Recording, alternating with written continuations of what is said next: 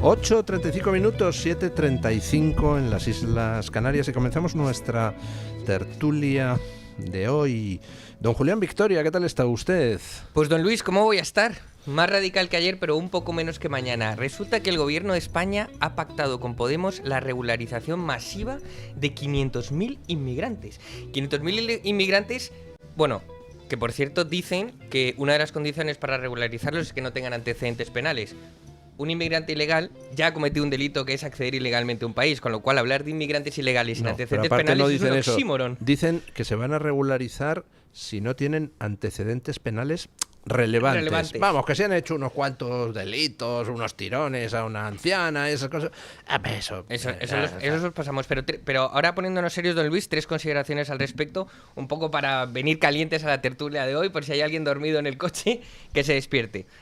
Esto tiene 3 consecuencias muy graves. El primero, evidentemente, es una adulteración artificial del censo electoral. Son 500.000 de personas que pueden acceder a votar y que pueden alterar nuestra calidad democrática, como suelen referirse ellos, que pueden alterar el designio del pueblo español. En principio no pueden votar ni en elecciones generales, ni en elecciones autonómicas, salvo que en el futuro se nacionalicen. Sí que pueden votar en elecciones municipales solo aquellos que pertenezcan a países comunitarios o países que tengan tratado recíproco de voto, como por ejemplo, yo que sé, Bolivia, pero los marroquíes, por ejemplo, no podrían votar en municipales, los marroquíes dentro de estos 500.000. Aunque todos ellos en 2 años pueden acceder a la nacionalidad, con lo cual pueden estar llamados unos comicios y 500.000 de personas te pueden alterar unas elecciones. Que evidentemente, sin duda, que evidentemente es el propósito de todo esto, porque el Partido Socialista ha visto que Vox le ha robado 500.000 votos al PSOE y ha dicho, pues si he perdido al pueblo español, no se preocupen, sustituyo al pueblo y me traigo otros 500.000 que me puedan votar. En segundo lugar, 500.000 de personas es el último clavo en el ataúd que le falta al colapso de los servicios públicos. Son 500.000 de personas que necesitan vivienda, que necesitan transporte público, que necesitan sanidad, que necesitan colegios. Son 500.000 de personas que el Estado, el sistema actual de servicios públicos no es capaz de absorber. Y en tercer lugar, hay una cosa que se está hablando poco, pero es que 500.000 inmigrantes regularizados, a través de la figura del arraigo o de la reagrupación familiar, se pueden convertir en 4,5 millones de personas nuevas en España, porque aquel inmigrante que regularizan, como la figura del arraigo, puede traerse a su mujer y a sus hijos y a la abuela, y cada uno de ellos así, con lo cual esto puede ser exponencial. La cantidad de gente nueva que va a entrar a España, que no se siente española y que por supuesto no le interesan o no le importan los intereses de España. Con lo cual, don Luis, esto es absolutamente para enfurecerse, porque están intentando acabar con la identidad, acabar con nuestro estado del bienestar, si es que todavía se puede llamar así, y por supuesto reventar la democracia desde dentro. Esto es un golpe de Estado encubierto. Todo lo que usted dice es cierto, pero añadamos 2 cosas. Primero, vamos a ver si se puede esta medida resiste el escrutinio legal. Vox va a recurrir ante el Tribunal Supremo, alegando que esto es completamente ilegal e irregular y que atenta contra los intereses generales, y Vox también va a recurrir a Europa, porque España es firmante de 2 pactos, uno en 2008 y otro en 2024, que entre otras cosas dicen que las regularizaciones masivas no se pueden hacer, que tienen que hacerse selectivas las regularizaciones, y que además esas regularizaciones deben pactarse, coordinarse con el resto de países europeos, porque claro, tú regularizas a un tío en Madrid y automáticamente ese tío se puede ir a Berlín sin ningún problema, tiene unos papeles en regla, con lo cual, pues bueno, vamos a ver qué pasa con eso. Esto tiene, yo creo, mucho de cortina de humo en el sentido de intentar cambiar el foco del debate para que no hablemos del accidente de Adamuz. Y luego también tiene una cosa que es propaganda. Permite a Podemos justificar ante su electorado el hecho de que va a permitir a Sánchez cederle las competencias de inmigración a Junts en Cataluña, que no es más que otra escenificación, porque en realidad dices, vale, le cedo las competencias de inmigración, ¿y eso va a impedir que los inmigrantes que están en Madrid se vayan a Barcelona cuando les den la gana? No. En todo caso, sí que podría habilitar al gobierno catalán para que regularizara a otros 85 millones de inmigrantes, ¿no? Bueno, don Alejandro Macarrón, ¿qué tal está usted? Perdón por llegar con un poco de retraso. Pero si nadie se había dado cuenta, no lo diga. No me extraña. Estamos en la radio, Alejandro. No me extraña. Que, a ver, añadiendo a lo que se estaba diciendo, en realidad toda esa gente se iba a regularizar de forma individual con un poquito más de retraso.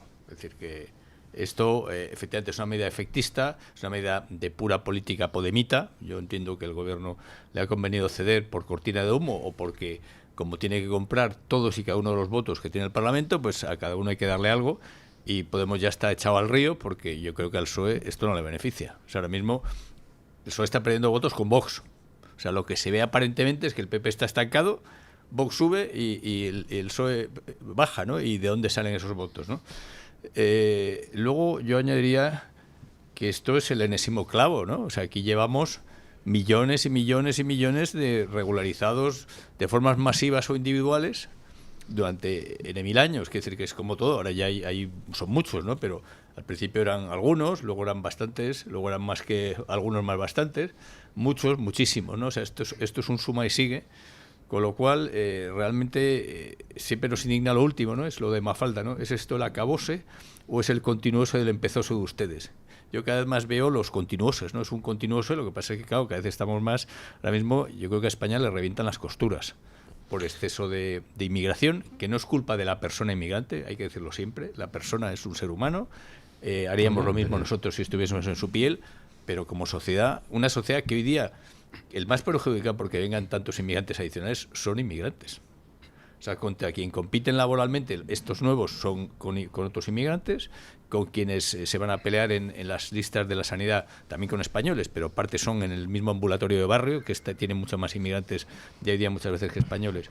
Con lo cual, me parece una medida, desde luego, un despropósito. La parte que decían de regularización de familiares, al final, claro, no todos tienen familiares, no todos lo traen, pero efectivamente abre una puerta que teóricamente llevaría eso a N inmigrantes adicionales por cada uno, ¿no? Decían en un paper europeo, que han sacado un paper colectivo sobre las políticas europeas disparatadas, aunque algunas se van corrigiendo, que se calcula que aproximadamente un tercio de la inmigración que hay en Europa es por familiares.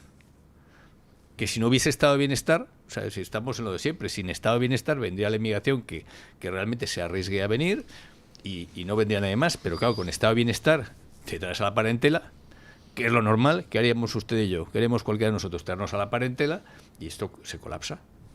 Bueno, hay un argumento que suelen repetir, ¿no? El traer inmigrantes y tal, ¿no? Al fin y al cabo, pues entonces aportarán más a las arcas públicas. No. Ayer retuiteé un mensaje de Jesús Fernández Villaverde, que se dedica a analizar todo este tipo de cosas. Cada inmigrante que traemos no cualificado nos cuesta a lo largo de toda su vida laboral 200.000 euros. Es decir, va a aportar 200.000 euros menos de lo que va a consumir en servicios públicos. Es un dato de hace 20 años. En dinero de ahora es el doble. O sea, el cálculo que hizo Jesús Fernández Villaverde, que en dinero de ahora actualizado y con el PIB de ahora es más o menos el doble. O sea, pues pero, es ¿por decir, qué en parte? acabamos... Porque vienen solo con billete de ida, como es normal. Es decir, si vienes con billete de vuelta es como si una empresa contrata eventuales en un momento de picos de trabajo. ¿Qué pasó con la burbuja? Pues vinieron millones de inmigrantes que se colocaron, casi todos. La burbuja inmobiliaria pincha y de repente llegamos a tener 7 millones de parados reales en España. 7 millones. ¿Por qué? Porque no se fueron, vinieron 5 millones y pico de inmigrantes en los años de la burbuja y se fueron 400.000. Porque son humanos y saben que aquí se está mejor con subsidios que en su país. Lo cual, insisto, yo no critico a ellos, lo que critico es nuestro sistema, que es una absoluta tradición a España. Don Rafael Nieto, ¿qué tal está usted? Don Luis, pues encantado de estar aquí con ustedes, muy feliz. Bueno, no vamos a seguir hablando de la cortina de humo a este anuncio del gobierno, pues hay que responder desde el ámbito político. Ya se está respondiendo, denunciando la barbaridad que significa esta regularización de 500.000 inmigrantes, que por lo pronto nos va a hacer perder entre 100.000 y 200.000 millones de euros, al final, a lo largo de toda la vida laboral de estas personas. Y ya se van a presentar los recursos correspondientes y se darán las batallas políticas que corresponda en las instituciones correspondientes, empezando por el Parlamento español y europeo. Vamos con el asunto del accidente de Adamuz. Hoy se producen dos eventos. Uno, el funeral en Huelva, donde asistirán los reyes, la misa por las víctimas del accidente. Asistirá también María Jesús Montero y no le arriendo la ganancia. Me parece que no va a ser recibida quizá con demasiado calor por unas víctimas que están culpando al gobierno, con toda la razón, de haberlas convertido en víctimas. El otro evento que se va a producir hoy es la comparecencia de Óscar Puente en el Senado. Y tampoco me gustaría estar en su piel, porque Óscar Puente, simplemente la psicología del personaje, es un tío muy atrabiliario, muy hosco, muy chusco, muy chulo, muy como de barra de bar, ¿no? O sea, te le puedes imaginar perfectamente insultando al camarero en un bar por la mañana mientras se toma un carajillo con un palillo en los dientes. Don Rafael, ¿cómo cree que va a reaccionar este señor cuando tenga que someterse en el Senado a preguntas sin ningún tipo de filtro, dado que no va a poder sacar su soberbia natural? Porque no creo que fuera muy bien entendida esa soberbia, ni la chulería, si las utiliza para tratar de no dar datos cuando las víctimas están en estos momentos que se suben por las paredes, ¿no? Bueno, pues yo creo que este sujeto, porque señor no es, lo que va a tratar de hacer es lo único que puede hacer, que es dar unas explicaciones vagas completamente, porque no puede decir la verdad. Y la verdad es la que todos los españoles a estas alturas ya sabemos, porque no es que lo intuyamos, es que es evidente que todo lo que está ocurriendo en España, es decir, esta terrible desgracia del accidente de tren, como la Dana, como la gestión de la pandemia, como el apagón, como el amago de apagón que hubo ayer en parte de la industria, etcétera, es decir, todas las desgracias que está sufriendo el pueblo español derivadas del abandono del Estado tienen culpables con nombres y apellidos, y uno de ellos evidentemente es el suyo y otro es el de su jefe. Por tanto, como esto no lo puede decir, y esta es la verdad, es de esto de lo que tendría que responder, pues me imagino que se va a dedicar a echar balones fuera, no sé si con su tono este de tasca maloliente de carretera o un tono un poco más elegante, pero en todo caso no tiene argumentos con los que poder rebatir esta verdad que es a todas luces evidente. Y que además corremos un serio riesgo, y es que esto se puede repetir en cualquier momento. Hoy creo que la portada de ABC lleva un número escalofriante de vías. De traviesas, sí. De traviesas. 123.000 traviesas defectuosas con grietas y tal, detectadas en toda... Poco nos pasa, ¿no? Ustedes díganme a mí si es normal en un país... Don Luis, ¿detectadas cómo? Que termine. Iba a decir simplemente que díganme si un país que tiene 123.000 traviesas en mal estado se puede considerar desde algún punto de vista un país desarrollado. Es decir, estamos yendo pero a la velocidad de Usain Bolt hacia el tercer mundo. Es ahí donde nos están empujando. No se entiende, ¿no? Pero si el Estado pone unos impuestos muy bajos, si están mínimos de recaudación fiscal, ¿a qué es al revés? Que estamos gastando más que nunca ¿en qué? ¿En comprar votos? Vamos a decirlo claramente, se está gastando en comprar votos en vez de en lo esencial. Pues hay un dato que sabíamos ayer, que es que este año van a dedicar récord a publicidad institucional, 256 millones, que sumado a lo que lleva dedicado Sánchez desde que ha llegado a Moncloa, implica que Sánchez ha destinado más dinero, 700 y pico millones, a la publicidad institucional que a renovar el trazado de la vía férrea Madrid-Sevilla. Claro. Sí, sí. Don Luis, ¿cómo han detectado esas vías que están defectuosas si de los 7 trenes que tiene Adif actualmente para inspeccionar las vías, 4 están abandonados? Imagínense si tuvieran los 7 en funcionamiento, igual son más, ¿no?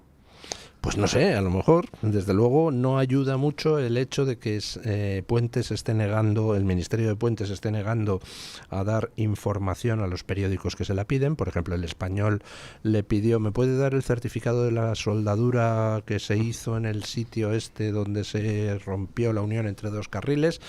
Dicen no. Y han empezado a quitar información de la web sobre todo el proyecto de remodelación de una vía, que primero dijo Puente que era una remodelación integral y luego resulta que solo habían cambiado los cambios de aguja, ¿no? Y pagando putas con dinero de Adif, de este tipo de Traxaz, ¿cómo era? Traxatec. Traxa. Sí. Es verdaderamente bestial, ¿no? O sea, si la gente sigue apoyando, quien siga apoyando a estas personas, que sepa que es...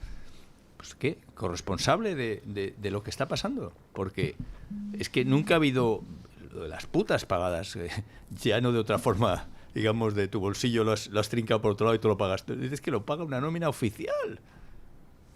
Sí, pero yo diría que más allá de que siga habiendo gente, no sé hasta qué punto de trastorno, que apoye a estos delincuentes criminales, yo creo que lo que ya es evidente para una gran mayoría de los españoles es que a esta mafia hay que echarla lo antes posible, porque yo creo que no es alarmar, simplemente constatar la realidad, y es que todos estamos en peligro cuando en el gobierno hay una mafia de esta calaña. Todos, porque, a ver, ya empezamos a ver a gente en redes sociales que expresa su miedo a viajar en tren. Claro. Es decir, es que hace relativamente pocos años uno cogía un AVE en Madrid y sabía que estaba en Ciudad Real en 47 minutos, y si llegabas a los 57 te devolvían el dinero. Eso ha pasado en España no hace mucho tiempo y nadie tenía miedo de coger un Y no tren notabas la vibración. No, Yo llevaba es que no tiempo, había como todos vibración. notando que estás ahí con el ordenador y ya no escribes cómodo porque tal. Sí. No estás pensando que es que a lo mejor corres peligro de muerte. Claro, ahora ya sí. Ahora ya pensamos que ya no es la anécdota de la vibración. Claro, es que es verdaderamente dramático la pérdida no ya de calidad de vida, sino, insisto, es que esta gente nos está robando las cosas más fundamentales que teníamos, nuestras certezas más básicas, el saber que vas a coger cualquier medio de transporte y vas a llegar a tu hora para ver a tu madre que está agonizando o para recoger a tu hijo que necesita verte. Es decir, es que esas certezas nos las está quitando esta mafia. Y esto yo creo que ya, insisto, mi sensación es que tiene que haber necesariamente una mayoría social que esto lo empieza a percibir. Lo que tendría que haber es los famosos socialistas. No hay ningún diputado socialista, vamos a ver, que pacten con Junts, que son enemigos de España, porque es que hay que decirlo con toda claridad. Es un gobierno sostenido por enemigos de España, que, como decían, ¿no?, van a pactar regularización masiva para el resto de España y hay una especie de corralito inconstitucional de gestión de extranjería. De verdad, que ustedes van a dejar de ser diputados muchos dentro de poco. Y la gente les va a decir por la calle, ¿pero qué habéis apoyado? Culpables. Cabrones, ¿qué habéis apoyado?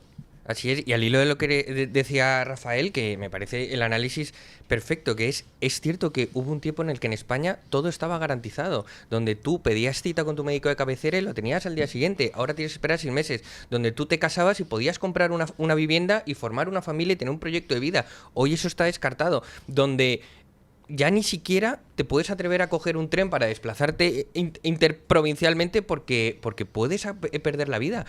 ¿Podríamos decir incluso que pagamos impuestos nórdicos y tenemos servicios de Cuba? Bueno, es que realmente, vamos a ver, cualquier persona que tenga la cabeza un poco bien amueblada puede asumir que evidentemente en una nación de casi 50 millones de habitantes y que tiene la extensión de España, puede haber algunas traviesas que estén en mal estado. Vale, yo como ciudadano que pago impuestos asumo que eso puede pasar, porque es imposible tener el control de todo, aunque debería haber maneras de tener el control de todo. Y sobre todo después de 30 años sin cambiarlas, es normal que estén en mal estado alguna. Del 89 Bueno, pero le he cortado, perdón. Sí, no, pero o sea, el final de la frase era que yo puedo asumir que haya algunas que estén en mal estado. Pero si el número pasa de 123.000, entonces no me pida usted a mi gobierno que yo eso lo vea normal, porque eso es un disparate. Es decir, es que eso es para cerrar, para llegar mañana a la Moncloa y echar el cierre y sacarlos a todos. Mire, es que no puede ser. Es que es inasumible, pero ni eso, ni que haya un apagón con 15 muertos oficiales, pero posiblemente con decenas de muertos más derivados de lo que pasó ese día en España. Y ayer no tiene estuvimos a precedentes. punto de tener otra caída completa de la red. Don Luis, Bueno. podríamos decir incluso que el abandono y deterioro de los trenes es directamente proporcional a los escándalos de corrupción del Ministerio de Fomento. Por supuesto, claro. Sí, efectivamente, si en vez de mantener a las traviesas se dedican a colocarlas con cargo al dinero público, pues sí. Y como consejero de Adif, a Coldo, Como Portero de Puticlub. como consejero de Renfe Mercancías. de Renfe Mercancías. Y luego aparte también trabajaba para la empresa, una de las empresas de la UTE adjudicataria del tramo de la renovación del tramo de Adamuz. Y luego, ¿cómo ha sido eso, el accidente? Que no nos hemos enterado que hay un accidente, que llamas, todo eso que estamos viendo, esos audios. ¿Pero esto qué es? O sea, ¿qué sistema de alarma hay, de alerta? Yo lo he en comentado. esos momentos pueden morir algunos más o algunos menos en función de que se vaya a toda velocidad. Yo lo he comentado esta mañana, que estamos centrándonos mucho en la parte de el porqué del accidente. Y ojo, que estamos dando por supuestas cosas, que habría que abrirse a otras opciones. A lo mejor lo de la soldadura no es el origen, sino la consecuencia de otra rotura, por ejemplo, en el cambio de vía, en el cambio de agujas. Entonces, bueno, mantengamos todas las opciones. Pero sobre todo, no nos centremos solo en el porqué del accidente, sino en qué pasó después. ¿Cómo es posible que se les pierda un tren? Es que es... ¿Cómo es posible que llamen al maquinista y le digan, bueno, dame tu número de teléfono por si acaso hay que contactar? Pero ¿cómo dame mi número de teléfono? Uno, ¿por qué no lo tienes? Dos, ¿qué Sí. pasa si ese señor no tiene cobertura? Sí. ¿Cómo van Sí. a contactar con el maquinista? Claro, por y cierto, decía, no, estoy intentando hablar, decía el del centro de control, con el otro maquinista, pero no me contesta. Claro, estaba muerto. Claro. Jolín, ¿cómo va a contestar con el teléfono móvil? que lo contábamos el otro día en El Toro, que los trenes tienen un botón de seguridad que se llama el botón del hombre muerto, donde el maquinista tiene que presionar cada 20 segundos un botón para mandar una señal a la central de que él está vivo. Si falla, si pasan 20 segundos y no le da el botón, empieza a sonar una alarma estrambótica. Y si falla en el segundo, el tren se detiene. Joder, si el maquinista lleva una hora, estamos hablando de 20 segundos, si el maquinista lleva una hora sin apretar el botón, ¿algo habrá pasado con ese tren? No, y sobre todo, yo pensaba que en el centro de control tenían una pantalla donde se ve dónde está el tren en cada momento. Eso es. Pues debió de perdérseles. Entonces, exactamente cuánto nos ha costado el centro de Que control, estamos en- cuánta gente trabaja ahí, cuánta gente ha sido colocada a dedo ahí, porque me entran las dudas. En máximos de recaudación, con la gente asfixiada. Están subiendo los impuestos de una forma que debería ser ilegal y punible, que es con la inflación. Es decir, sube la inflación, no deflacto las tarifas y la gente cada vez ya pagan IRPF hasta los del salario mínimo. Que es verdad que se ha subido, pero el salario mínimo sigue siendo pues no gran cosa, ¿no?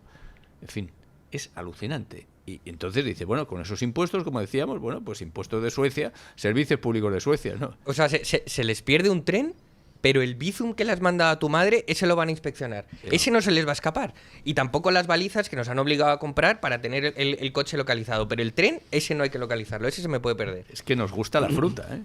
Es que... Ayer, por cierto, sacaba el ABC esa noticia impactante de que cuando el apagón en Aragón, Adif, el centro de control de Adif, perdió 7 trenes, no sabía dónde estaban, y tuvo el 112, el servicio de emergencias aragonés, que enviar helicópteros para poder localizar esos trenes, con lo cual dices, o sea, hay un gran apagón y el centro de Adif deja de funcionar. Primero, ¿cómo es posible que esa noticia no hubiera trascendido en su momento? Ahí entiendo que tiene una responsabilidad el gobierno aragonés porque no lo hizo público. Fíjense lo que ha pasado en Aragón, que Adif ha perdido a 7 trenes. A lo mejor habíamos podido arreglar algo antes de la masacre. Pero en el resto de las comunidades autónomas no pasó lo mismo. ¿No se perdieron también los trenes? ¿Por qué no hemos sabido nada de todo eso? Igual esa función de vigilancia la debería hacer el ejército, ya que tenía perfectamente localizado la flotilla de Gaza. Dijeron, vaya, intercéptelos, y sabían en qué punto del Mediterráneo estaban, ¿eh? Sí, por cierto, hablando de intercepciones, aquí ayer se produjo una noticia que ha pasado un poco desapercibida. Resulta que España intercepta un buque petrolero de la flota fantasma rusa, esos que se dedican a traficar con petróleo ruso en contra de las sanciones, saltándose las sanciones internacionales.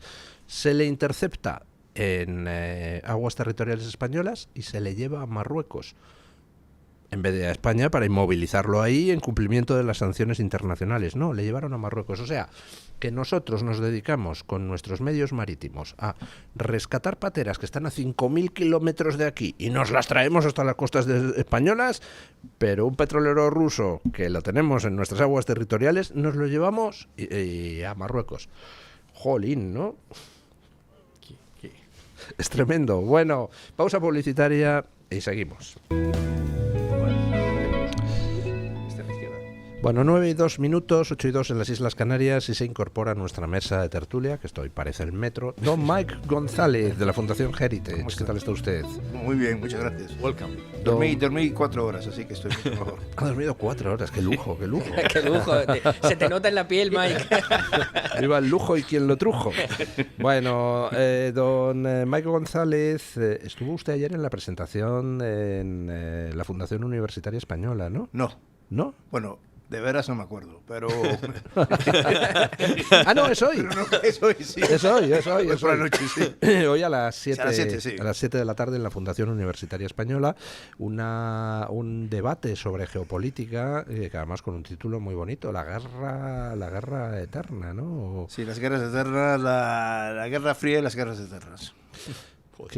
¿Qué son las guerras eternas, don Mike? Bueno, yo creo que las guerras eternas se refieren a Afganistán e Irak, ¿no? Que duraron 15 años y no se resolvió nada. Y ya los talibán han vuelto. Irak está, vaya, mejor que bajo Saddam Hussein, pero no es un paraíso. No termina de Si arreglarse. usted supiese que la Guerra Civil Española no ha terminado todavía, Claro. que llegamos, seguimos hablando de ella. Bueno, sí, yo cuando viví... Y la americana. Cuando yo vivía aquí bajo Franco de niño, nadie hablaba de la guerra, ¿eh? De eso no se tocaba, no había ideología, ¿no? Ahora se habla mucho más de la guerra y de Franco que en el 74. Bueno, y de hecho Felipe, bajo Felipe González, que estuvo hasta el 80 y pico, pues tampoco, o sea, era todo, aquello era algo ya asumido y parte del pasado. Pero llega Zapatero en el año 2004 y rescató todo lo que era el guerra civilismo, ¿no? Se hablaba del hambre, se hablaba de la tragedia, se hablaba de los problemas que la gente pasaron, pero no se hablaba de eso, ya era una cosa que se había terminado. Sí, Hombre, usted pero bueno. siendo bebé cuando vivía Franco... No era bebé. Pero yo tenía, bueno, en Cuba, mi abuela era gallega y la familia era parte de Franco, y mi abuelo era asturiano, la familia era roja. Mi madre decía que se tenían unas peleas en La Habana. Bueno, don Mike ha sacado La guerra una- civil en la familia. Don Mike ha sacado un libro el 5 de febrero, ¿no? Más o menos. No, el 5 de último febrero del en año abril, pasado. en abril del 24. Abril del 24. Sí. Marxismo de nueva generación. Sí. ¿Qué es y cómo combatirlo? ¿Qué es el marxismo de nueva generación? Bueno, en realidad es una manera de marketing de hablar del marxismo cultural, ¿no? Que es esta evolución del marxismo económico que empezó en los años 20 y que terminó haciendo menos hincapié sobre la economía y sobre la clase. Se veía en función de cómo estabas, qué era tu relación con los términos de producción. Y ya eso terminó y se pasó a, en vez del obrero ser el actor revolucionario, fue la raza, el sexo, cosas que no podías quitar, porque voy a hacer aquí las noticias, el sexo no se puede cambiar, la raza no se puede cambiar, el país de origen no se puede cambiar, entonces ponen el locus revolucionario en esas cosas en vez de meterlo en la clase económica, pero la clase económica cambia. Claro, es que el marxismo originalmente, pues hombre, predecía que el capitalismo colapsaría por sus propias contradicciones internas y no podría mantenerse, y lejos de eso, pues todo lo que es el avance científico ha demostrado que el capitalismo, vamos, puede seguir progresando hasta el infinito y más allá. No Con lo cual hubo revolución que cambiar el constante. chip, ¿no? Sí, no, yo cuando yo me vaya a morir quiero un doctor marxista que me diga que estoy en las últimas etapas de mi vida. Por eso es estratégico, el camelo climático es estratégico para la izquierda, porque después de un siglo y medio de fracasar, o más de un siglo y medio en que el capitalismo es malo, por fin descubren que es que está destrozando el planeta. Entonces hay que exagerar completamente una serie de fenómenos climáticos pasajeros y tendencias temporales, y creas una ideología. Lo desgraciado es que la derecha moderada compra. Esa es la desgracia. Esa es la Esa desgracia. en toda Europa. Yo estuve ayer en Bruselas, voy a Bruselas mañana. Ese es el problema en toda Europa. Yo tengo muchos amigos en el PP, tengo amigos en la derecha moderada en Francia, en Alemania. Pero el problema es que estos partidos han comprado esa narrativa y aceptaron todo. Y eso yo creo que estaba escuchando a vosotros, hablaron de esta ley de regularización, y yo creo que el español normal, el francés normal, el alemán normal, se ha dado cuenta que esta inmigración masiva no les ha arreglado nada, no les ha ayudado. Hay una parte del libro de Mike que tuve la suerte de poder leer en su edición española, de la que se ocupó, por cierto, la Fundación Disenso. Dentro de esos elementos constitutivos de ese nuevo marxismo, marxismo de nueva generación, a mí me parece especialmente interesante el tema de la raza, el tema de cómo, por ejemplo, en Estados Unidos el famoso movimiento Black Lives Matter ha conseguido infiltrarse de tal manera en la política e influir a nivel social hasta el punto de constituirse prácticamente en un movimiento con una fuerza política real capaz de hacer temblar los pilares de un Estado de Derecho. Es que Estados Unidos, por nuestra historia, estamos obsesionados con la raza, ¿no? Cuando vengo aquí, yo digo, aquí en España no hay razas. Verdaderamente no tenéis raza. Pero sí tenéis sexo. Por eso es que y solo dos. Sí, solo dos. Que la ideología de género es tan arraigada aquí, ¿no? Pero en Estados Unidos tenemos muchas razas y han hecho de ellas las víctimas, ¿no? Primero crearon en 1977 la raza hispana, que no existía. Antes de 1977 no había hispanos. Crearon la raza... Ethnicity, ¿no? Le llaman como, en vez de raza, ethnicity. Bueno, pero ahora va a cambiar. Ahora va a cambiar en el censo... Los documentos oficiales le llaman race and ethnicity, ¿no? Sí, pero ahora va a cambiar en el censo de 2003. Fue en el 77 cuando cambiaron y en el censo empezaron a preguntar en por 1980. En 1980, por la etnicidad hispana. Sí, en el 30... Pues a mí me parece enormemente bonito que empezaran por lo que ha pasado, que es que allí en Estados Unidos te preguntan, ¿y usted a qué raza pertenece? Y pues dices blanco o negro o asiático. Caucasiano, cuando yo vivía allí. O hispano, y resulta que se definen como hispanos, pues gente que es más negra que el betún, de origen cubano, por ejemplo, gente que tiene más bien rasgos asiáticos, gente que es más blanca que la leche, es decir, esa etnicidad, la de hispano en Estados Unidos... Hay dos preguntas diferentes. La mayor obra de hermanamiento, don Luis. Sí, señor. Ahora lo van a cambiar a una pregunta solamente. Yo cambié, iba a hacerlo ya en el censo de 2020, pero yo tuve éxito en decirle a la administración Trump que no aceptara esto y no lo hicieron. ¿Y qué era? Que es cambiar esas dos preguntas a una sola. ¿Cuáles eran las dos preguntas? Las dos preguntas es qué raza es usted, la segunda es usted hispano o no hispano. Y ahora la van a colapsar en una para hacer del hispano una raza. Y van a crear otra, que eso yo lo paré también en el 2020, una sobre el Mediano Oriente, que van a colapsar razas como los árabes de África del Norte con los kurdos, con los persas, en una raza Mediano Oriente. Bueno. Lo que se ha tratado de hacer es racializar una religión.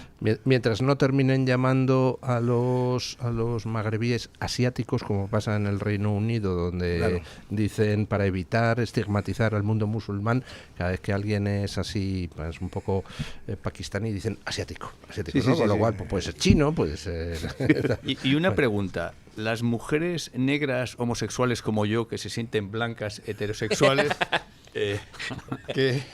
¿qué tenemos que poner? Porque yo ya estoy confundido, ¿no? No, es que hay varios niveles de victimidad, ¿no?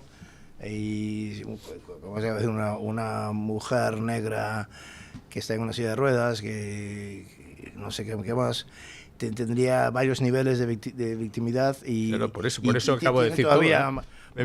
más poder y más valor que un hombre blanco. Que yo aprendí lo de la intersección en eso mismo, matemáticas sí. de conjunto, la intersección, digo, coño, pues yo voy a ser mujer, negra y homosexual, ¿no? En vez de lo que soy, que es exactamente lo otro, ¿no? El hombre blanco protestante es el peor, es el peor de todos. Don Luis es muy protestón, ¿no? Usted Yo soy muy protestón, sí. Bueno, la verdad es que estamos viendo ahora con este segundo mandato de Trump muchos cambios que afectan decisivamente al mundo hispano. Por fin, Trump, que en el primer mandato no quiso, no supo o no pudo meter mano en su patio trasero, por fin Trump ha dicho lo obvio. Oiga, este hemisferio nos compete a nosotros y no podemos tener aquí una base rusa y china en Venezuela, por ejemplo, ni en Cuba. Y está empezando a tomar decisiones y a actuar para limpiar de esa infiltración rusa y china su hemisferio. Lo cual yo creo que a nosotros los hispanos pues nos debería parecer una excelente noticia. Hay gente que desde un hispanismo yo creo que un poco mal entendido dice, oh, ya está, Estados Unidos se va a hacer dueño de toda Hispanoamérica. Ojalá, digo yo, porque realmente al final la demografía manda. Y si Estados Unidos efectivamente al final hace de América un único país, pues se va a acelerar la hispanización de Estados Unidos, que ya es enorme, ¿no? Sí, yo creo que la diferencia entre el primer término de Trump y el segundo es día y noche, ¿no? El primer término fue una cosa caótica, sus secretarios de Estado no fueron, el primero, Tillerson era malísimo, después Mike Pompeo fue menos malo, pero tampoco menos malo, ahora Marco Rubio, que es brillante. Brutal. Brutal. Ayer estuvo en el Senado y vaya, los que se querían para pelear con él no salieron bien. Y lleva una política muy clara guiada todo, por... así, no solo Marco Rubio, todos los miembros del gabinete son mucho mejor de lo que lo eran en la primera etapa. Cuento una de Marco Rubio en el que se ha filtrado, en el gabinete de allí. Está diciendo, en la época de, creo que está Elon Musk, ¿no? Hemos descubierto 700 personas con 114 años que están cobrando el subsidio de desempleo. Sí. Y dice, bueno, en honor a la verdad, es muy difícil tener empleo a esa edad. Lo cual es realmente... Yo creo Marco Rubio ha crecido como figura política enormemente. Mucho. La sección americana que se llama MAGA no les usaba Marco Rubio, no tenían confianza. Y ahora se está ganando MAGA Country, el país MAGA, porque se ve que está muy claro, que explica las cosas bien, que eso es un problema que tiene Trump a veces, que no le gusta explicar las cosas, que no lo explica bien, ¿no? Hay que tener que explicar muchas cosas, hay que tener que explicar lo que está pasando en Minneapolis, hay que tener que explicar la política sobre Venezuela y Cuba, dos cosas muy importantes que están pasando ahora. Y Trump, yo he estado en una reunión, nada más una, pero he estado en una reunión con Trump y tiene un papel que le han dado y él él hace sus esfuerzos, ¿eh? Él ha comenzado varias veces a tratar de leer, pero no puede. O sea, uno puede, se mete con otras cosas. Fuera este papel. Sí. Y hay que explicarle. Trump es que es una fuerza de la naturaleza y a veces, pues, mismo. como la naturaleza, pues se desata. No hay que contenerla. Eso mismo. Lo mismo que ves en la televisión es él en privado, ¿eh? George W. Bush era muy diferente en televisión que en privado. En privado era encantador. Y tú pensabas, pero ¿por qué no se ve esta persona en televisión? Con Trump es lo mismo que ves, lo mismo es que en privado. What you see is what you get. Pues you see is what you get. mientras que Marco Rubio pues es alguien mucho más curtido en lo que es la diplomacia, el saber decir lo mismo de contundente, pero de una manera mucho más suave. J.D. Vance también. Los dos, J.D. Vance y Marco Rubio. ¿Va a haber pelea entre los dos por ver quién es presidente? O incluso fórmula, ¿no? J.D. Vance de presidente y Marco Rubio de vicepresidente. Yo creo que habrá pelea, no por ellos, porque los otros la quieren evitar, pero la gente en el entorno de ellos quieren trabajar para el presidente. Claro. Quieren estar en la Casa Blanca. Entonces son gente muy capacitada, muy inteligente, pero también ambiciosas. Y yo creo que esto es una fuerza que no se puede parar. Si tuvieras que apostar, Mike, ¿quién sería el presidenciable? Yo creo que sería J.D. Vance. A mí me parece que sería J.D. Vance, pero y preferiría que no se pelearan. Preferiría que J.D. Vance fuera a las elecciones del 28 a encarar a quien sea, a Kamala Harris otra vez, a Newsom, a cualquiera. Si son inteligentes, Shapiro de Pennsylvania, que es el gobernador, que él sería elegido, pero es judío, y el Partido Demócrata tiene ahora una alergia a los judíos, y seguro que no van a ser suficientemente inteligentes y van a postular otro socialista. ¿Por qué no gira a la derecha los demócratas, ¿no? Porque, por ejemplo, en el Reino Unido, ¿no? Tuvieron que girar a la derecha para recuperar el poder cuando Margaret Thatcher. O sea, con Tony Blair, el New Labour. Sí, entonces, ¿por qué no giran a la derecha cuando los demócratas más moderados siguen insistiendo, tienen que estar horrorizados? Porque el partido está tomado por una minoría muy radical que aplica ese manual de marxismo cultural que dice don Mike. Por ejemplo, la energía está en la extrema izquierda. Pero ahora mismo ganarían un partido demócrata que gira a la derecha, porque es verdad que la parte de Trump que genera más ruido... Sí, ganaría. Pero Ocasio-Cortez, una socialista de Nueva York, Ocasio-Cortez, si se presenta, está asegurada de ganar 47% del voto. ¿En Nueva York? No, en el país. 47. Está asegurada. ¿Asegurada cómo? Vaya, eso soy yo la que lo dice, ¿eh? Sí. Pero es que si se presenta en el 28... ¿Está segura ella de tener el...? Sí, vaya, que ella ganaría por lo menos 47. Y podría ganar las elecciones. Porque hay gente que van a votar por el demócrata, no importa lo que... Sea quien sea. Sea quien sea. Entonces, O sea, si el Partido Demócrata fuera inteligente, tiene gente en sus filas, como por ejemplo el senador Fetterman, que es una persona extraordinariamente moderada, que no le tiembla el pulso a la hora de apoyar políticas concretas de Donald Trump, sin ahorrarle críticas en otros casos, pero es un tío sensato, moderado, que se viste como un americano normal. Se viste como un americano Cuando yo voy a normal. visitar a mi hija en Nueva York, que lo hago a menudo, yo conduzco 7 horas en el estado de Pensilvania. Cada vez que paro para ir al baño, me encuentro con Fetterman. ¿Sí? Está vestido así, con pantalones shorts. Es que ese es un pensilvanio normal. Pero claro, Fetterman no le podrían nunca elegir porque entonces perdería el poder dentro del partido, esa minoría radical de extrema izquierda que lo tiene secuestrado y no se van a dejar quitar el poder. No, y toda la energía está ahí. Como la energía en el Partido Republicano está con MAGA, la energía en el Partido Demócrata está con esta minoría. Bueno, minoría, pero izquierda socialista, Mamdani, que es un comunista, no es un socialista, es un comunista. Bernie Sanders, Ocasio-Cortez. Newsom. Newsom es un oportunista. Newsom sería capitalista, si eso le ganara las elecciones. Pero quizá el discurso político de Trump, yo creo que mueve bastante, con mucha inteligencia, bajo mi punto de vista, a la polarización ideológica, ¿no? O estás conmigo o estás contra mí, que es lo mismo como estás con Estados Unidos o contra Estados Unidos. Y yo creo que ahí Trump ha sido lo bastante hábil como para poder enfatizar ese discurso y proyectar a sus dos delfines, tanto a Vance como a Rubio, en esa misma línea, ¿no? De con nosotros estáis defendiendo a América, ¿no? Eso, él ha cambiado completamente el Partido Republicano. No es un partido ya de Ronald Reagan, es un partido que es de Trump. Y eso, y si él decide antes del 28 de no apoyar a Marco Rubio, no apoyar a J.D. Vance, están terminados. Si él puede decidir a quién apoyar. Puede ser el kingmaker. Pero sí, ha cambiado, es ahora un partido en su semejanza. Hay mucha gente que eran republicanos de Reagan, amigos míos, que no entran en eso, y lo odian. En 9 meses hay elecciones. Ahora mismo las encuestas de popularidad de Trump no son buenas. No, bueno, sí. ¿Eso cómo afecta? O sea, ahora mismo ganarían posiblemente los demócratas las dos cámaras. La Cámara. El Senado no. No creo que el Senado sería durísimo. Pero sí la Cámara de Representantes, que es mucho, la ganarían, yo creo, los demócratas ahora mismo. Pero no... Vaya, 9 meses es una eternidad. Decía Churchill que no hay nada más a largo plazo que 2 meses en política. O sea, que 9 meses, imagínense, es una eternidad. Pero al hilo de lo que decía Rafael, efectivamente, estoy de acuerdo en que la política de Trump es conmigo o contra mí, porque realmente estamos en la batalla eterna que es la lucha entre el bien y el mal, y nunca ha estado tan encarnizada como ahora. Y ahora o estás en el bien o estás en el mal.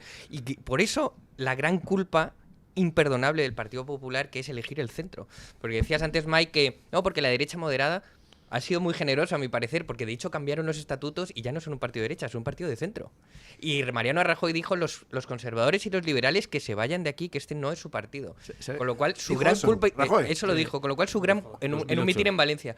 Su gran culpa e imperdonable es haber abandonado el bien y ser siervo necesario de las fuerzas del mal. Por eso estoy con Rafa, que ahora mismo estamos en, oye, ¿estás en el bien o estás en el mal? No hay términos medios, estamos en la lucha más importante de nuestro tiempo y sobre todo para salvar nuestra civilización, que es la que más luz le ha dado al mundo. Esa es la cosa. Si no puedes describir lo que es una mujer, si no puedes explicarlo, no aceptas la realidad. Si estás a favor de la muerte de 73 millones de bebés en el vientre de sus madres, estás en el mal. Claro. No hay término medio ahí. Sí. Pues aquí, ¿sabe cuándo empezó la derecha a cobardear? En la transición, cuando la izquierda seguía reivindicando a sus personajes de la República, a su Largo Caballero, a su Negrín, y la derecha, Adolfo Suárez, empezó a criticar a Franco.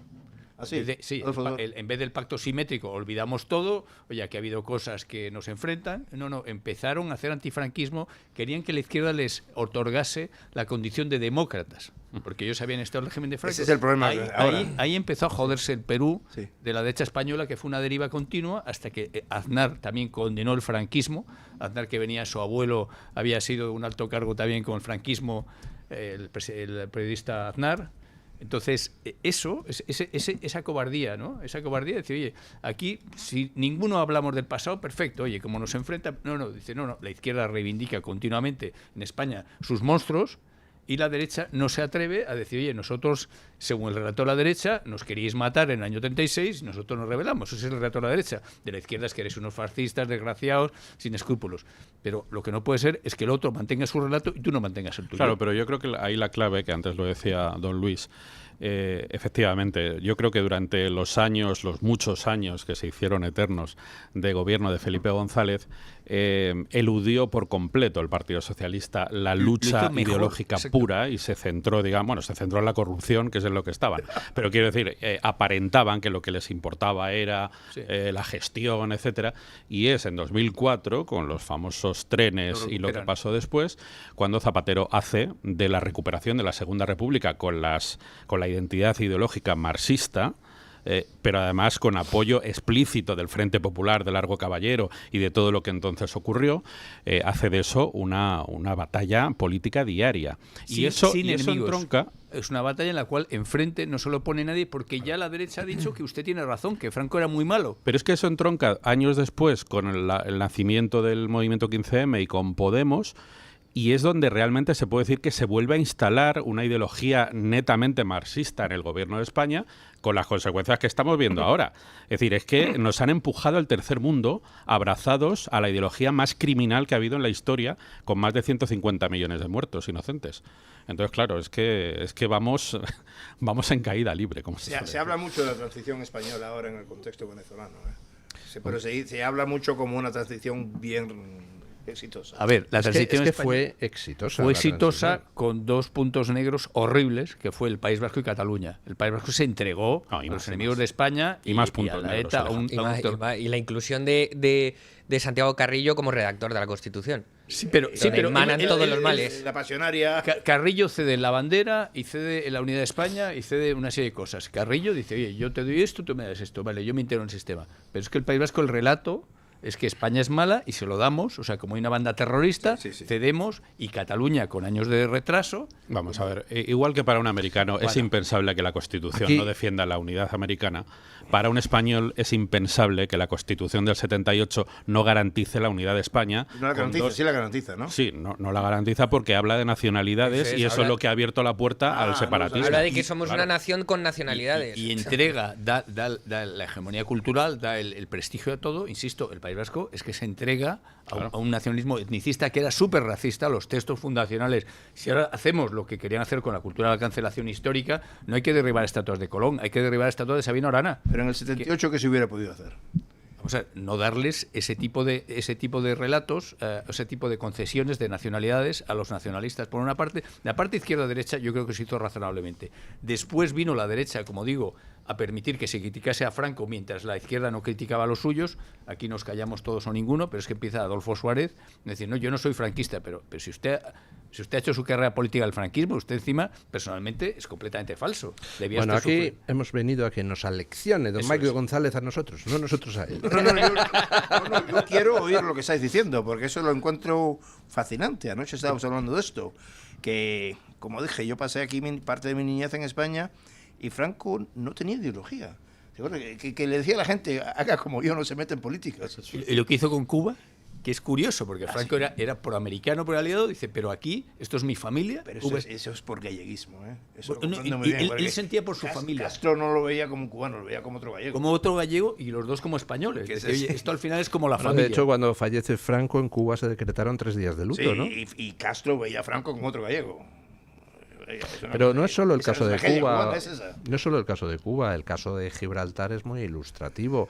Al final la ONU declaró Gibraltar como territorio a descolonizar porque la diplomacia de Franco consiguió ganar la votación en la ONU con el apoyo de la Unión Soviética, es decir, un dictador que era profundamente anticomunista logró convencer al bloque soviético de que votara a favor de su propuesta de que la ONU incluyera Gibraltar como territorio a descolonizar, y en contra del voto de Estados Unidos, de Inglaterra y de todos los aliados occidentales, Franco ganó la votación. Es que Franco también tuvo mucho éxito personal con muchos presidentes, con Eisenhower, con Nixon. Cayó bien. ¿Sabes lo que dijo el embajador norteamericano que mandan aquí en el año 42, que era un católico conservador? Dice, me reúno con él, y yo esperaba encontrarme el dictador de caricatura, que Osco, que me habían contado, y veo un tío normal, que se ríe de las bromas, que pregunta, que no impone. Dice, me quedé alucinado. Hay un cuento que en el coche cuando llevaba a Eisenhower le dije, you know, se llama Franco, Madrid is a very beautiful city. Y le dice, bueno, hay que ver que lo estamos llevando por lo mejor.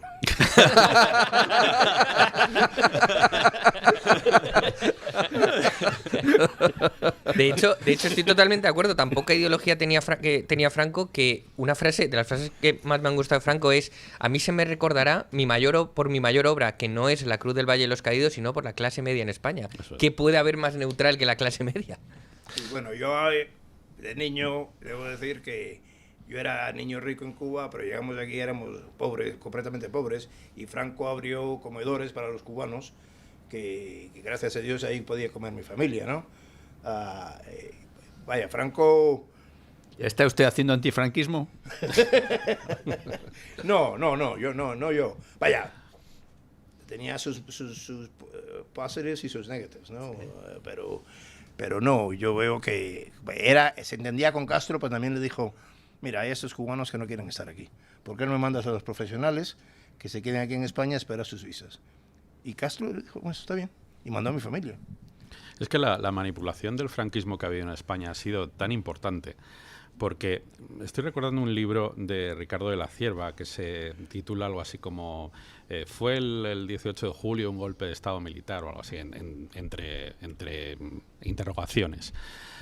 Si en España realmente en la transición y siguientes hubiese habido un interés por contar la verdad del franquismo, todo el mundo hubiese entendido que, por supuesto, en un régimen de más de 40 años se cometen errores, por supuesto, y algunos graves.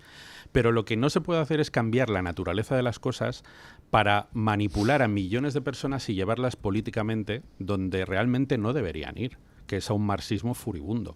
Es decir, Franco fue un militar pragmático, con una vocación monárquica, y eso es lo que explica que quisiera volver a poner a la dinastía borbónica en la persona de Juan Carlos I, pero era básicamente un militar empeñado en el orden y en el cumplimiento de la ley y en la estabilidad. Eso es lo que ocurrió durante las décadas posteriores, naturalmente, a la posguerra.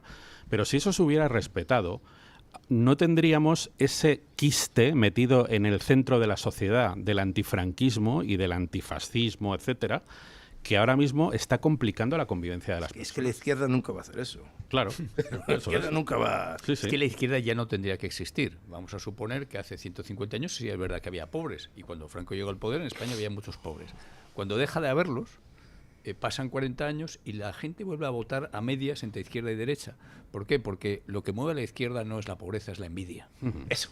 Y lo voy a decir ahora, que la envidia es una cosa muy potente que Es eterna. nunca se estudia, Eso es. nunca se analiza. La envidia igualitaria de Gonzalo Fernández de la Mora, ministro de Franco, por cierto, libro extraordinario y recomendable a todos los... Debería ser Como todos analizada los de- por todos los think tanks. Gonzalo Fernández de la Mora, la envidia igualitaria. Y es justamente eso, dice que es el núcleo central de la política y de la vida, que es que lleva pues eso a que haya muchos mediocres en puestos de arriba porque les da envidia a la gente que los mejores estén arriba, a que se tenga que esconder la riqueza.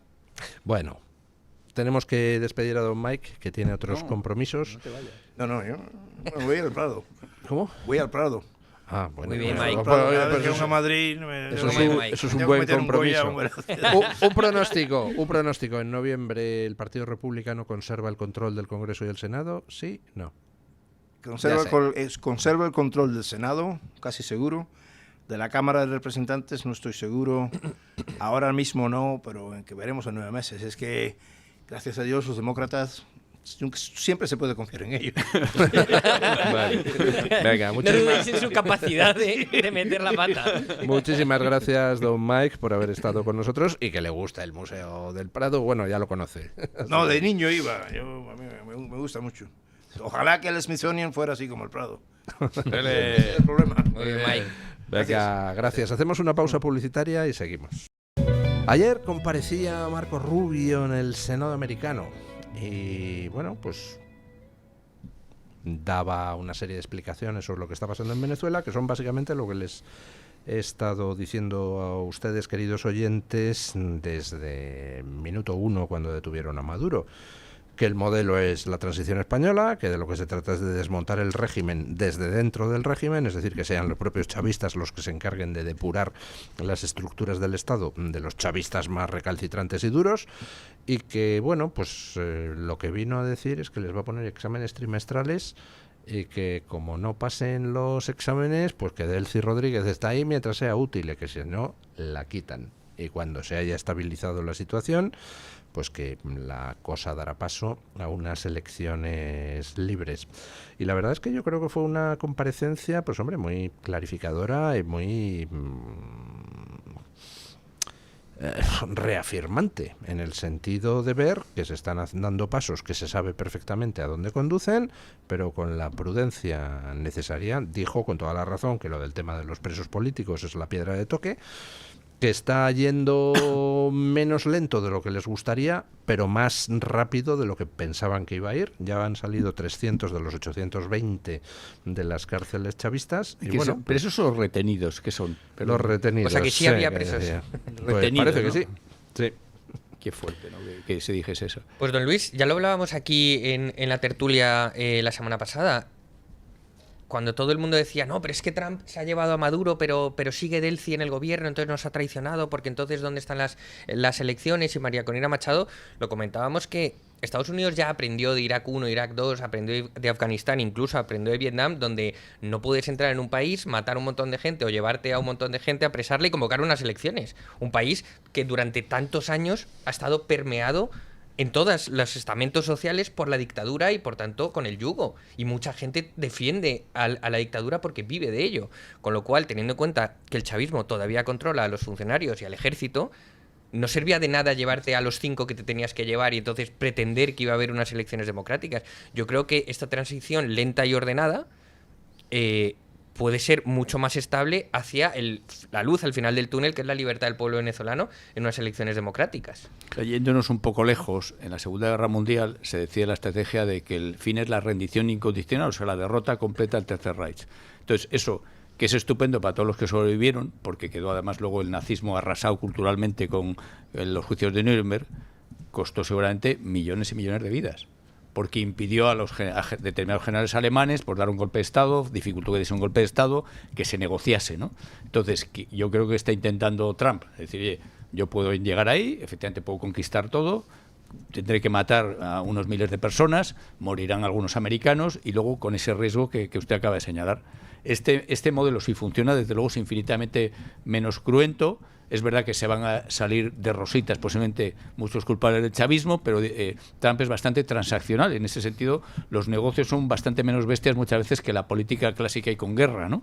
Que es la política es rendición incondicional y el negocio es, bueno, mira, ya el pasado está, pues llegamos a un acuerdo. Dice, yo no te voy a castigar como mereces por eso, pero a cambio tú me sueltas los presos, que yo creo que si el modelo funciona, al final es menos justo, pero es muchísimo menos sangriento. Yo creo que este modelo, efectivamente, creo que está bien diseñado. De hecho, ayer, escuchando a Marco Rubio, uno veía, bueno, primero que hay un liderazgo ahí latente, que es evidente. No sé si será el elegido por Trump o no, pero yo creo que sería un magnífico presidente americano. Pero aparte de eso, está muy bien estudiado el plan, pero yo creo que hay una pieza que rechina demasiado y que me atrevo a calificar de bastante inaceptable, y es que siga habiendo presos políticos en la situación actual. Es decir, no se trata de que vaya lento o de que vaya deprisa, es que no puede haber un solo preso político más en Venezuela una vez que ha salido el tirano. Y esto, bajo mi punto de vista, tendría que haber sido una de las condiciones sine qua non para que este proceso comenzara. Mire, ni un preso político más. O sea, se acabó ya, porque es que estamos hablando del sufrimiento terrible de personas que llevan años sin conocer dónde está el paradero de su ser querido, en qué condiciones está. Personas que han sido arrebatadas, dejando a familias pues en una situación que cualquiera que tenga un poco de empatía se puede imaginar. Yo creo que eso es completamente inaceptable y que Estados Unidos debería ser mucho más rotundo a la hora de exigir, mire, mañana salen todos los presos y pasado mañana negociamos lo que usted quiera, incluso su propia impunidad o la generosidad en relación con su situación. Lo que está usted diciendo, don Rafael, pues hombre, sería lo que todos desearíamos. Ahora, ¿es factible? Desgraciadamente no. porque Delcy Rodríguez no tiene realmente todo el poder en el chavismo. Entonces Delcy Rodríguez recibe una orden de hay que sacar a los presos, y Delcy Rodríguez se la tiene que transmitir a los chavistas, que son los que están en las estructuras de mando. Entonces esos chavistas, muchos de ellos van a decir no. Para empezar, porque hay algunos presos a los que no se va a poder sacar porque los han matado en la cárcel o han muerto a consecuencia de las torturas. Así que ¿cómo los van a sacar mañana? Es imposible. Hay otros que están en tan mal estado que necesitan semanas para recuperarse antes de poder ponerlos en la calle, como pasó con los rehenes israelíes en manos de Hamas. Entonces, ¿ahí qué puede hacer Delcy Rodríguez? ¿Destituyo a todos los directores de las cárceles chavistas? Puede, pero entonces se arriesga a que en el chavismo haya una contrarreacción.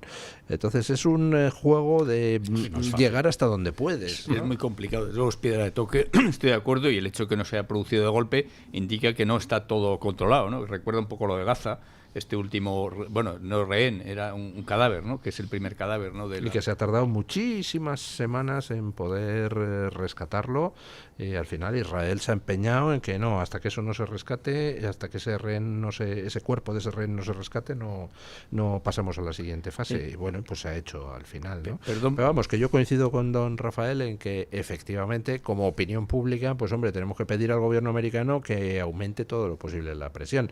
Pero vamos, a sabiendas de que es imposible que salgan todos los presos mañana, ¿no? Perdón por pasar a Israel, ¿no? El otro día veía un mapa del típico post antisemita, ¿no? Del gran Israel. Es que el objetivo de Israel sale un mapa, ¿no? Que Israel lo expande con Jordania, con el Sinaí, con tal día. Pero vamos a ver, si Israel ha devuelto el Sinaí en el pasado, ha devuelto Gaza, ha devuelto una serie de cosas, estos son unos negados como expansionistas, ¿eh? A mí me recuerdan los israelíes a los españoles como genocidas, ¿no? Vas a cualquier país de América, está llena de indios, ¿no? Ves la población palestina que había en 1948 y la que hay ahora, y es 10 veces más. Digo, oye, yo creo que los israelíes, se nota la sangre sefardí, ¿no? Hay que ser negados para ser genocidas cuando tienes, y para hacer un expansionismo, ¿no? Pero bueno, perdón por la excursión, que era por la analogía con Gaza, porque se me ha recordado eso, porque ese proceso no se produce de golpe, ¿no? Lo cual indica que no Yo está creo todo... que en Venezuela lo de los presos políticos es efectivamente la piedra de toque, y va a haber otra prueba de fuego que tiene que pasar el régimen, que es qué pasa con las protestas. ¿Se han fijado ustedes en un detalle muy simple? ¿Ha llamado María Corina Machado a los venezolanos a salir a la calle para exigir que caiga el gobierno chavista? Pues no. ¿Por qué? Pues porque sabe que no puede hacerlo, porque si lo hace, entonces mete toda la tensión al régimen y le pone entre la espada y la pared. O dejas que los estudiantes tomen al asalto los ministerios, o abres fuego contra ellos, ¿no? Y entonces, pues a lo mejor Delcy Rodríguez diría, pues que tomen al asalto los ministerios, pero los que tienen por debajo dicen no, y disparan. Entonces, por eso María Corina Machado no está llamando a una insurrección popular, y está trabajando con Estados Unidos para ver cómo hacen la transición lo más rápido. De todas formas, si Delcy Rodríguez tiene que salir del país, ya tiene las maletas en España, ¿no?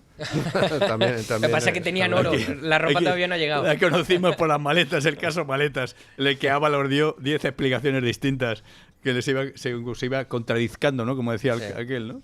Sí. Bueno, a ver qué pasa ahora con Ábalos, porque ha renunciado a su acta de diputado, y eso hace que toda la causa por la macrocorrupción de Sánchez pase a la Audiencia Nacional, pero la parte de la causa que se había desgajado, que era la de las mascarillas, esa, como ya está señalado el juicio, ya esa no pasa a la Audiencia Nacional y será juzgado Ábalos dentro de no mucho. ¿Por qué lo ha hecho? Qué pena que no esté aquí, por ejemplo, doña María Jamardo, ¿no? Que se sabe todos esos casos al dedillo. ¿Por qué? Porque eso todo se hace por algo. ¿Por qué ha renunciado? Bueno, porque el PSOE recupera un voto para el cual ya no necesita, o para el cual, para aprobar leyes, ya no vale la abstención de Junts. Ahora tienen que votar no. Con lo cual ha sido un movimiento, parece una tontería, pero con ese voto el Partido Socialista ya no necesita el sí de Junts. ¿A cambio qué le dan? Digamos, esa es la pregunta. O sea, ¿qué gana Ábalos con este movimiento? Eso es lo que todos nos preguntamos. Hombre, retrasa pues 2 o 3 añitos la causa por el resto de las cosas, pero no sé si tiene mucha importancia, dado que le pueden caer 24 años por lo de las mascarillas, ¿no? Con lo cual lo otro, pues, supongo yo que tampoco le importará mucho. A lo mejor pues ha pactado algo de impunidad para su familia. ¿Y sobrinas incluidas? Es una buena pregunta. Sí. Tiene una familia muy extensa. Es muy sobrinero. No, Todas funcionarias. Decía don Julián que recupera un voto, el Partido Socialista. Además es un voto metido en alcohol, con lo cual pues se va a conservar bastante bien, porque recordemos que esta diputada que entra por Ábalos fue condenada por conducir en estado de embriaguez. Dando de nuevo una nueva muestra al Partido Socialista del compromiso ético, moral y de respeto a las leyes. Puede ser de lo mejorcito que hay en el PSOE, ¿no? Seguro que sí. O sea, probablemente sea la que tenga delito de faltas más leve de todos los miembros del Partido Socialista en la actualidad. Estoy ironizando, por supuesto. Pero yo creo que, a ver, las instituciones están en un estado comatoso, porque el bipartidismo y sobre todo la izquierda, que es la que lleva la potencia de las ideas, pues se ha encargado de eso, de tercermundizarnos, no sé si lo he dicho bien. Pero claro, que haya gente imputada en la cárcel con escaño en el Congreso en vigor, pues hombre, a mí me parece que es ya reírse directamente de la gente. Entonces, yo no sé si en esta persona, en Ábalos, todavía hay algún tipo de respeto a la ciudadanía, que lo dudo mucho. Pero, hombre, era una situación completamente irregular, más allá de que a él le beneficie o le perjudique. Pero yo creo que, insisto un poco en lo que decía al principio de la tertulia, es que los ciudadanos no podemos normalizar todas las aberraciones. Es decir, tenemos que poner pie en pared, aunque sea de una manera simbólica, aunque sea en las redes sociales, en las tertulias donde podamos opinar. Pero es que tenemos que decir no a la degradación permanente y constante de España, a esta absoluta inmoralidad en que se ha convertido el gobierno de España, ¿no? Bueno, ¿qué va a pasar en Aragón? Porque hoy hemos preguntado a la gente por el resultado que pueden tener esas elecciones. ¿Ustedes qué prevén? Decimos a los oyentes que nos cuenten si creen que lo que va a pasar es pues lo que ya pasó en Extremadura, que parece el escenario más probable, o si creen que lo que va a pasar es uno de tres escenarios más improbables que planteamos. 1, mayoría absoluta del PP. 2, que el PSOE gane las elecciones. 3, que Vox le dé el sorpaso al PSOE. ¿Esos tres escenarios improbables o el escenario más probable de que se repita lo de Extremadura?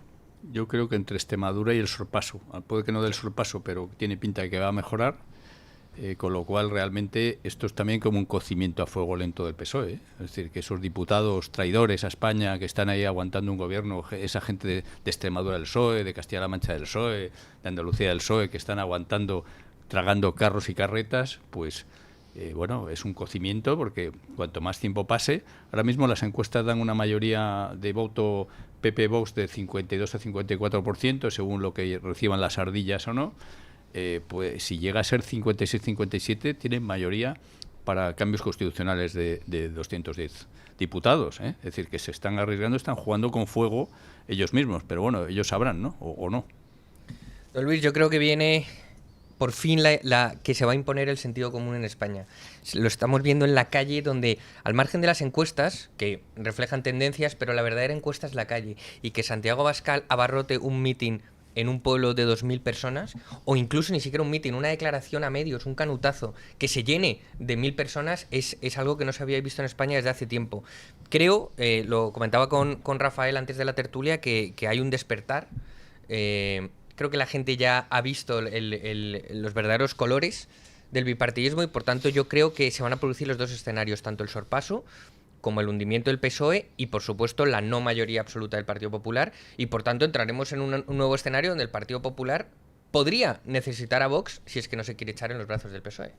Sí, pues coincido. Es decir, la única hipótesis que me parece que es descabellada es una victoria del Partido Socialista. Encima con esta señora que ha sido una ministra pésima y que ilustra perfectamente lo que es el en la Universidad de Teruel. Sí, sí. O sea, que dijo que había estudiado en la universidad que no existía, ¿no? Sí. Dijo al parecer, ¿no? Yo creo que es una broma simplemente su candidatura. Bueno, igual que la candidatura del Partido Socialista en Extremadura, es decir, un señor imputado que acuda a unas elecciones. Claro, es que son cosas que, insisto, eran inimaginables hasta no hace mucho tiempo, ¿no? Yo creo que efectivamente, estoy de acuerdo con Julián, yo creo que en la calle cada vez es más evidente el deseo de un cambio y de un cambio de políticas, no solamente de un cambio de cara, sino de un cambio en las estructuras de lo que debe ser España, y eso puede empezar a ocurrir en las comunidades, con lo cual yo no descarto en absoluto que haya un sorpaso de Vox al Partido Socialista y que el PP y Vox tengan que llegar a un acuerdo. En Aragón se produjo hace 20 y tantos años uno de esos sucesos monstruosos a efecto de entender la política española, que es que el Partido Socialista hace demagogia con el trasvase del Ebro, que es una cosa que beneficiaba a toda España y también en parte a Aragón, había una serie de contrapartidas, pero es que el Partido Popular, los votantes del Partido Popular lo compran. Yo me acuerdo que hablo con algún familiar que era del PP de toda la vida y dice, por primera vez en mi vida no voy a votar al PP. ¿Y eso por qué? Por el trasvase. Yo no daba crédito. O sea, ¿cómo habían ganado ese relato, esa batalla cultural? Que para mí, después del problema de separatismo, el que no se haya hecho el trasvase del Ebro es la mejor enmienda a la totalidad del sistema autonómico. O sea, que se desperdicie un recurso tan valioso como el agua, que se tire al mar antes de que beneficie a una serie de españoles, unos más que otros, porque siempre pasa eso, pero a todos, porque se recaudaría más dinero, habría más actividad, y eso porque se hace demagogia en Aragón, claro. Y eso acaba condicionando la política de toda España. Es alucinante, ¿no? Y ahí el PP, desde luego, se lució de cabo a rabo, porque y en cambio Vox ahora dice, no, nosotros defendemos los trasvases, pero ¿qué es eso primero que es malo? Oye, y si beneficia más a otra parte de España, pero también a nosotros, ¿por qué lo vamos a impedir? El lobby aragonés, o sea, la verdad que lo siento, tengo cariño a la tierra y admiración y parientes, o sea, globalmente la gran mayoría de los aragoneses en ese tema no dieron la talla, lo siento, no dieron la talla porque apoyar, el oponerse hasta Cataluña, hasta Jordi Pujol había apoyado el trasvase, había pactado andar con Jordi Pujol, pues también infraestructuras en Tortosa, no sé qué. Por eso digo que el Partido Popular podría necesitar a Vox si no se abraza al PSOE, porque es que no hay un Partido Popular, hay 17 partidos populares. En Aragón se oponen al trasvase del Ebro, pero en Murcia sí lo quieren. En Valencia, Vox ha pactado unas políticas con el Partido Popular que son las mismas, exactamente las mismas, que Guardiola del Partido Popular en Extremadura ha desdeñado. Entonces, lo que pueda pasar en Aragón depende exclusivamente del PP aragonés, porque es que hay 17 PPs. Eso Abascal el otro día en Madrid Foro Empresarial, que le invitó Hilario Alfaro, una persona que viene también de vez en cuando a esta tertulia, extraordinario, y dice, ¿van ustedes a pactar con el PP? Dice, bueno, yo pediría que primero el PP pacte consigo mismo. Sí. Que primero, el zasca fue de antología, porque dice, oye, en un sitio dice una cosa, en otro dice otra, y luego, una vez que se pongan de acuerdo, pues lógicamente pactaremos, ¿no? La verdad es que es un drama que España, que es una nación que tiene unas potencialidades tan enormes, se desangre, literalmente se desangre, por ese sentimiento paleto en el fondo, que es ese nacionalismo de provincia o de región, incluso por supuesto en regiones que no tienen ningún elemento constitutivo de nacionalidad, pero que al final lo que hacen es debilitar la fuerza de la nación. Con el ejemplo del trasvase del Ebro lo has puesto. Si no es que me beneficia a mi comunidad o a la tuya, es que beneficia a España. Y es que ese es el verdadero sentimiento que deberíamos tener todos por encima de cualquier otro tipo de identidad. ¿Alguna vez alguno intentó insultarme en Twitter porque dije que me importa un soberano bledo la fiesta de la Comunidad de Madrid? Me importa un soberano bledo la fiesta de la Comunidad Autónoma de Canarias. Soy medio canario. ¿Ah, sí? Importa un soberano bledo, sí. ¿Está saliendo del armario como canario? Yo no lo sabía. Sí, yo soy el canario en la mina. Bueno, el caso, y alguno pues me lanzó algún insulto en Twitter, claro, me lanzó uno, un bloqueo y fuera. O sea, a mí me importan un bledo las y fiestas especialmente autonómicas. El de Andalucía, ¿no? Que es el día de la firma del Estatuto de Autonomía, cuando tienes el día de la toma de Granada. Sí, bueno, por ejemplo. Que se habla sin Infante, el prócer de la patria andaluza, que es me desespera islamista. Todo eso. Que por cierto, un tema al respecto del sorpaso. Estos son datos internos del PSOE. O sea que imagínense lo asustados que tienen que estar. Pero la pregunta es...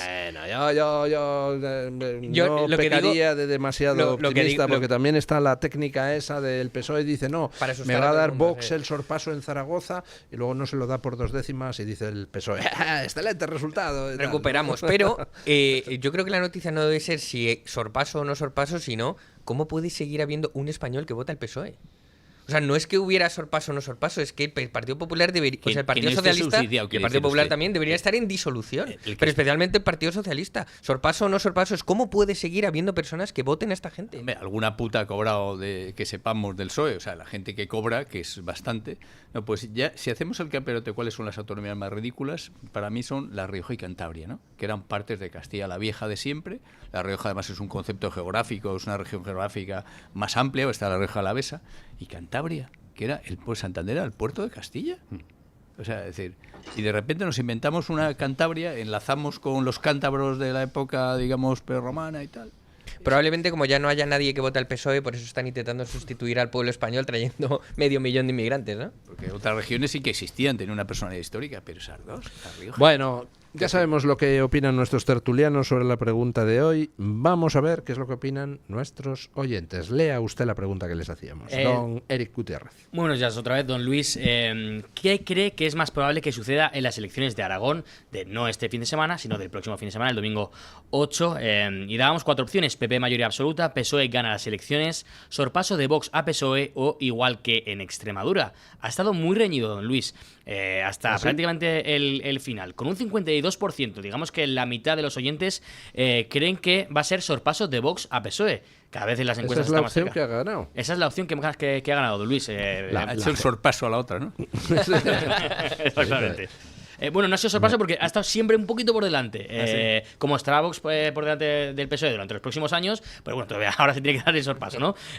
Pues en este caso, ya le digo, don Luis, con un 52%, la gente cree que esa tendencia que están marcando las últimas encuestas en Aragón va a continuar y va a aumentar en la semana y media que queda para esas elecciones. La segunda opción más votada ha sido igual que en Extremadura, que prácticamente ha sido la otra mitad, con un 46%. Hay una diferencia de un 6% entre una y la otra.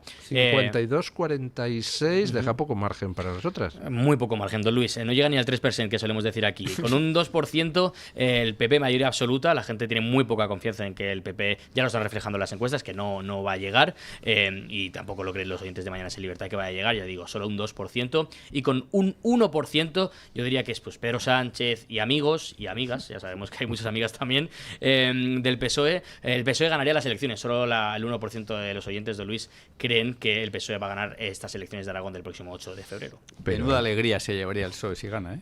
Pero el caso es que hay un 1% de oyentes de este programa que creen que el PSOE ganará las Pero a elecciones. lo mejor no porque lo quieran, sino porque pensarán que el PSOE va a adulterar los resultados electorales y entonces por eso van a ganar. Porque los 500.000 inmigrantes los van a empadronar todos en Zaragoza. O porque Leire 10 está encargada de los votos por correo.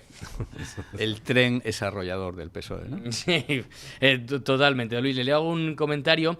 Simanales nos dice sorpaso al PSOE, lo cual será un motivo de alegría. También nos dice Chispigordi lo mismo, también en Twitter, lo mismo que en Extremadura. Y si me apuras, los comunistas van a mejorar porque la campaña televisiva a su favor, más las redes sociales, que son pocos, pero lo manejan muchos, les va a venir mejor. Carolina nos dice, además de que el PP no tendrá la mayoría, Vox adelantará por la derecha al PSOE. Van a ser pues las dos cosas de Luis. Cree que no va a ganar el PP las elecciones con mayoría absoluta y que Vox va a adelantar al PSOE. Javier Requena dice, me gustaría que Vox sobrepasara al PSOE, pero no estoy seguro de que vaya a ocurrir. Hay ciertos comentarios de Luis de dudas que quieren que pase, pero que no están seguros del todo. Nos dice Fecalgra, el PP está tratando de ocultar en la televisión aragonesa la aparición de Vox, con la misma táctica que el PSOE, minimizando las noticias y actos o manipulando las imágenes de asistencia a sus mítines. Si tuviera la cobertura que merece, se produciría un sorpaso sin duda. Ya vimos ese debate a dos entre el Partido Popular y el PSOE en la televisión aragonesa, pues bueno. Pues yo creo que es justo al contrario. El hecho de que hicieran el debate a dos entre PP y PSOE fue un error garrafal, porque eso le lanza al electorado un mensaje demoledor de que aquí estamos, somos amiguetes y por tanto el único que queda en contra de eso es Vox, ¿no? Yo creo que fue un error, como pasó, por ejemplo, en Extremadura, que también el PP renunció a estar en el debate y tal, y aquello yo creo que le hizo perder algún escaño a última hora. Y en las elecciones en su momento. 23, las elecciones del 23, cuando Feijóo dijo que no iba. Sí, Porque que era él no superior iba, al resto y no que sé. no iba a debates de perdedores. Sí. Pues, o sea, Ostras. No hay como ir sobrado en la vida, ¿eh? Para pegarte la castaña, vamos. En cuanto la soberbia se apodera de alguien. Bueno, ¿algún último mensaje? Un último mensaje, don Luis. Vox mayoría absoluta, nos dicen. Lo demuestra día a día cuando sus ideales y propuestas con el paso del tiempo se acaban imponiendo y siendo aceptadas o siendo tema de debate. Son puro sentido común. Don Luis ha comentado muchas veces esto. Bueno, pues muchísimas gracias, don Eric Gutiérrez, y a los oyentes que han participado. Gracias, don Alejandro Macarrón. Gracias, don Julián Victoria. Un honor estar aquí. Muchas gracias, don Rafael Nieto. Gracias, Luis. Y pues ponemos punto final a la tertulia con don Paco Linares, que hoy nos quiere hablar de El Regalito. Buenos días, don Paco. Don Luis del Pino e ilustre equipo. Mis más respetuosos saludos. Y gracias. Menudo regalito nos ha traído Pedro Sánchez. Su propio equipo y sus cómplices son bombas que se activan a distancia. Se activan a distancia con un dispositivo, con un pulsador carísimo que hemos pagado entre todos. Llegó al poder con mentiras. Pactó con nuestros enemigos, Bildu, Podemos, Jun, RC. ¿Y qué podríamos esperar? Pues lo que tenemos. No hay dinero ni interés para mejorar España. Una grande y libre. Ahora España es una pequeñita nación de nacioncitas que roen los cimientos de la nación sin importarles otra cosa, solo que personas chicas tengan sueldos grandes. Espero que ustedes tengan memoria. Si no es así, comprenderán la situación tan horrorosa que padecemos y cada día irá a peor. Acuérdense de la DANA, los incendios, la agricultura, la ganadería, los ferrocarriles, las viviendas, las violaciones, los ocupas, las desigualdades, la ruptura con países que nos apoyaban, la juventud con sueldos precarios, la sanidad colapsada, la madre que los parió. Ah, y otro regalo, la ley Ómnibus. ¿Ustedes aceptarían una caja llena de alimentos, relojes, ropa, joyas, si bajo todo eso hay una bomba que hará explotar todo? Seguro que no. Bueno, pues eso es lo que hay. Mañana más y mejor. Punto final.